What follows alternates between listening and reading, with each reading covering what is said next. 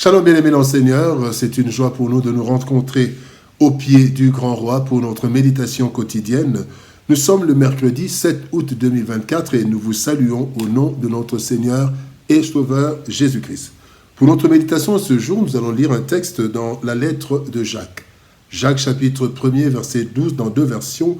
Dans la version Louis II, il est écrit « Heureux l'homme qui supporte patiemment la tentation, car après avoir été éprouvé, il recevra la couronne de vie que le Seigneur a promise à ceux qui l'aiment. » Parole de vie 2017 nous dit « Il est heureux l'homme qui résiste dans les difficultés. » En effet, quand il aura montré sa valeur, il recevra la vie.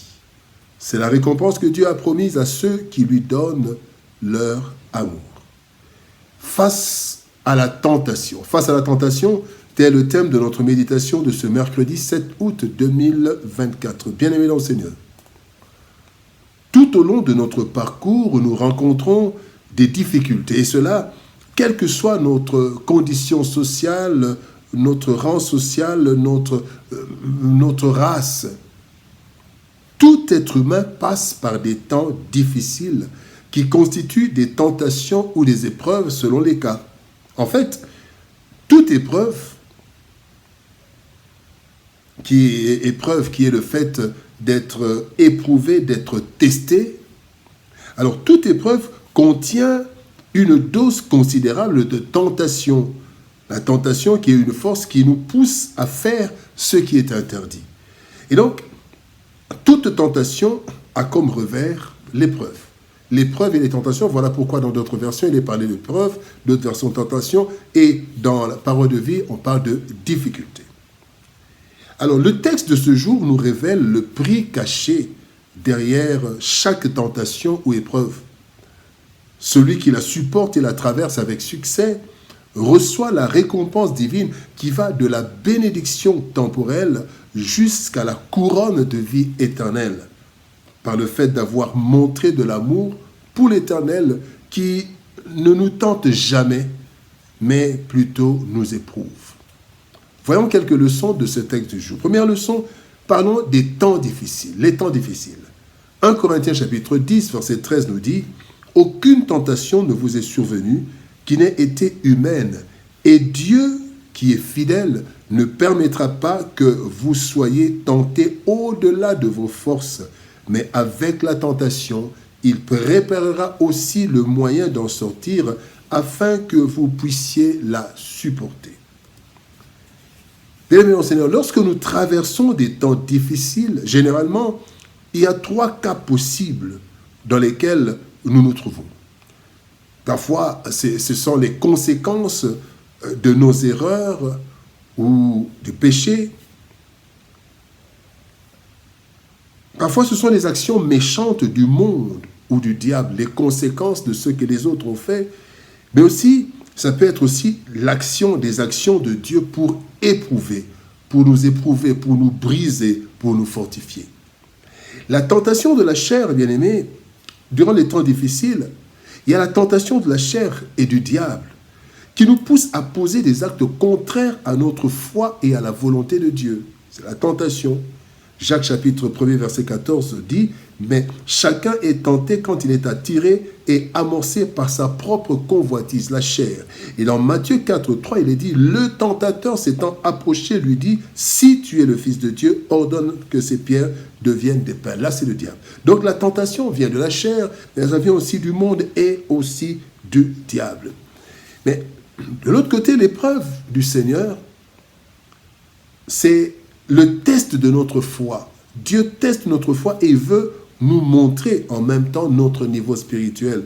Nous avons dans Deutéronome chapitre 8 verset 2, la Bible dit « Souviens-toi de tout le chemin que l'Éternel ton Dieu t'a fait parcourir pendant les 40 années dans le désert afin de t'humilier et de t'éprouver pour savoir quelles étaient les dispositions de ton cœur et si tu gardais ses commandements. » Une même situation peut être une tentation et une épreuve. Et comme nous l'avons dit plus haut, dans toute tentation, il y a une épreuve, et dans toute épreuve, une tentation surgit. Deuxième leçon, parlons d'une attitude alors responsable. attitude responsable. Romains 12, 2 nous dit « Ne vous conformez pas au siècle présent, mais soyez transformés par le renouvellement de l'intelligence, afin que vous discerniez quelle est la volonté de Dieu, ce qui est bon, agréable et parfait. » Devant la difficulté, nous avons plusieurs options, dont l'option de chercher à tout prix une solution, même en utilisant les moyens obscurs. 1 Timothée 1,19 dit « Cette conscience, quelques-uns l'ont perdue. Ils ont fait naufrage par rapport à la loi, à la foi. Ils ont cherché à trouver des solutions en utilisant les mauvais moyens. » L'autre option, c'est se résigner et se laisser emporter par les divers événements, par les divers vents. On se décourage, on se résigne, on se laisse. Et la troisième option, c'est chercher une solution, mais en gardant sa foi et sa bonne conscience. 1 Timothée 1,19 dit « En gardant la foi et une bonne conscience ». Plusieurs pratiques non conformes aux lois et mœurs sont fréquentes dans le monde et sont devenues monnaie courante, sont devenues normales aux yeux de la majorité. L'attitude responsable est celle qui nous pousse à discerner la volonté de Dieu, car Dieu contrôle et les épreuves et les tentations. Aussi, bien-aimés, comme le dit 1 Corinthiens chapitre 10, verset 13, Dieu prépare les voies de sortie de toutes les situations difficiles. Donc, la façon raisonnable, c'est de renouveler, avoir une intelligence renouvelée et de chercher la volonté de Dieu.